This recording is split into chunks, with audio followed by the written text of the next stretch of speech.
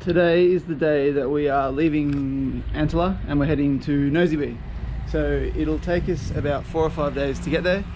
We're going to drive from here to Voima, stay there the night, and then drive to Nosy-Be, stay there a night, and then we're heading north of Nosy-Be temporarily to go and visit a place called Reserve de Ankarana, and it's a 180 million year old limestone caves and pinnacles called Singi, and yeah, it should be really cool. Apparently they found a lot of fossils around there for dinosaur era, like up to up to 95 million years ago. And there's an underground river that has crocodiles in there. It's quite unique, and yeah, that should be really cool. And then we head back down the highway and head to Nosy-Be, and then we'll probably hang around there for a couple of weeks. So hiking, beach, swimming, cocktails, you name it. We're very excited. This is going to be an epic trip.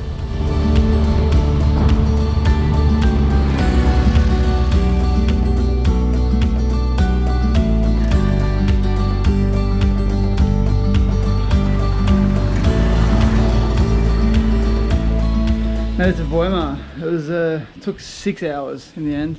So left at 9:30. We just arrived here. It's about 20 to 4. Yeah, it was pretty good. It was a good run. Back in Voima, it is beautiful. We've got the same room as last time, room 7. It's 30,000 Ariari a night, which is pretty common, I suppose, for most hotels, seemingly. So it's like about $12. Yeah, should get a pretty good sunset. And our favourite bar down the road, 209. Hoping to have an early night, and then we'll set off in the morning and hit the infamous RN5. So there's a stretch of road that is just super known to be bad. It seems like it's pretty dry. It doesn't look like it's been raining much here. This whole road was all covered in puddles last time we were here, and now it's dry, so it's a good indication. It'll be bumpy, but at least it won't be wet. So yeah, made it. We've just had breakfast at Hotel Galaxy in Voima. The coffee here is like crack. It's so good. So we've come here for one last breakfast before we attack the RN5.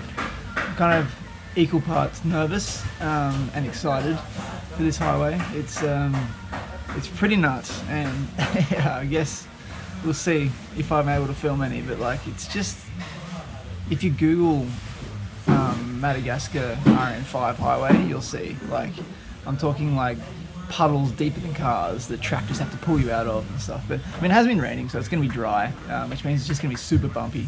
Got the bags tied on there. I'm going to get a bit more rope in town just to tie it on there, just to be for a bit of extra precaution.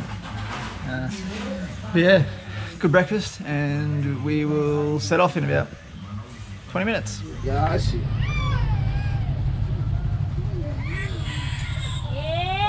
So I looked a bit flat, so I pulled in, and it ends up being there's a hole in the tube. So I just pulled in, and for like $3, he's fixing the hole. So it's pretty chill.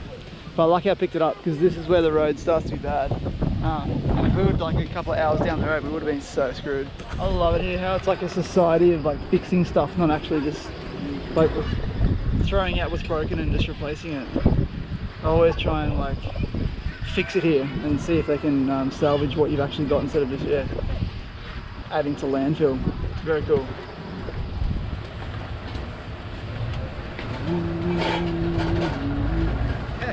It's been so fun so far. They're kind of there's a lot of Chinese money building this road, so it's actually pretty good for the first, like, I don't know, 50 odd kilometers.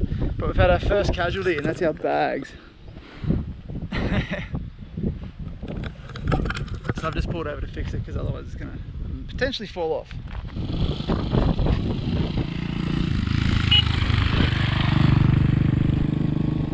Oh, we've been going for like maybe 3 hours so far. Oh, our bums are so numb. But we are legitimately in the middle of nowhere. There's nothing else here that responded. Ooh. Maybe not. Yeah, there's like 75 odd kilometers to go till we get to Nosy-Be. Yes, it's trying. It's trying, but it's fun. I can't believe how barren it is out here. It's crazy. There's nothing out here at all. Cease. Sounds like it's jerking off. Shitty water it's drinking. Moo!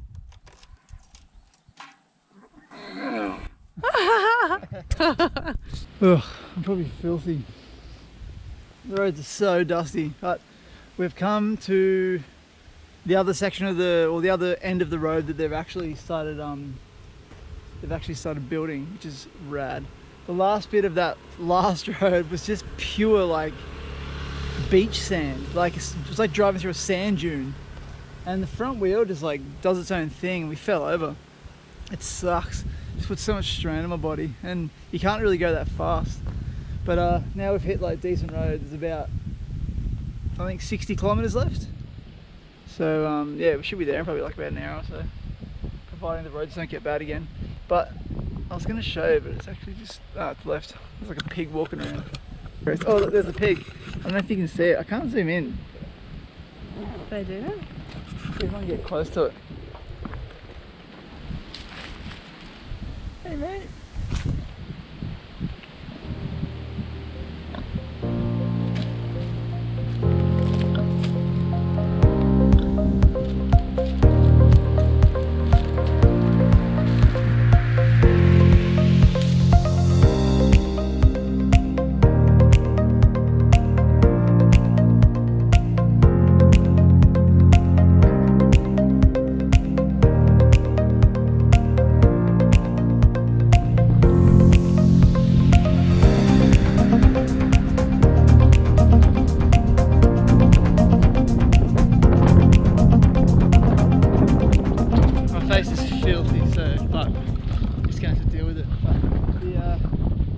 We're seeing these incredible mountain ranges. It's so cool. And before we went through like a bit of a valley, it was just full of smoke. It was quite eerie.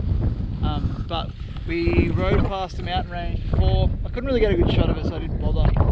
But it's Madagascar's highest mountain. It's called Motorbike. And the top is encased in clouds pretty much all the time, so it doesn't really look that good for me, because obviously it just looks really cloudy. But yeah, it's so sick. Frothing.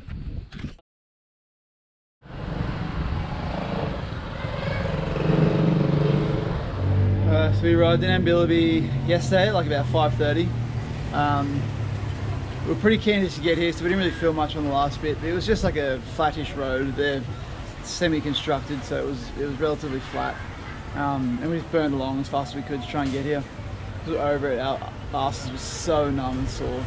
Yeah, it was a hard day. It ended up being about 7 hours to get here. Yeah, it was pretty dead last night.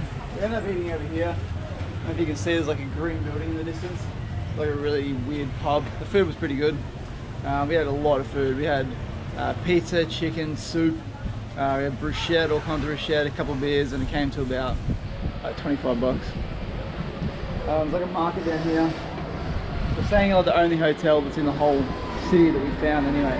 And it actually ended up being pretty nice. So, and it was cheap, it was 20 bucks a night. So today we're going to go north. We've decided we're going to go to the Antalaha. We were dicing up whether to go to Nosy-Be today, but I think we're going to go north and go to Antalaha and try and find a guide. And yeah, do a hike up there. It's like a 6-hour hike we can do up there. Get a bit of exercise in, and then we'll head to Nosy-Be and yeah, hit the beach, do some swimming and relax. So it should be good. So it's going to take about an hour to get there. And I believe it's tarmac the whole way. Fingers crossed. And it should be good. There's also these epic mango trees everywhere. On there you can see all the fruit hanging down. It's not like the mango tree I'm used to in Queensland. These things are so tall and bushy and old. And it's epic trees. They've paved around them at the bottom. They fruit so much.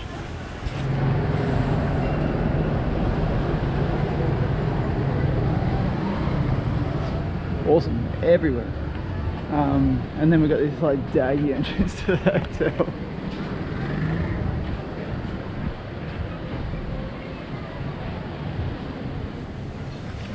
All this fake fruit. But can't complain. 20 bucks a night is so cheap.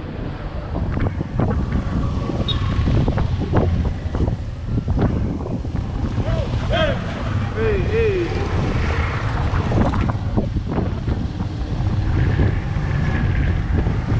Casually driving down the main road, filming. And the camera I'm riding a motorbike, we were going down the wrong way down a one-way street and we got pulled over by the cops. Well, we got to the Antalaha, which is, I've been told by a local police officer that I was pronouncing it wrong. And we're a week early, it's closed. Damn shame. It took us probably like an hour to get here from Nosy-Be. It's not so bad, the roads are shit as always, but at least it's kind of tarmac. But yeah, pretty cool here.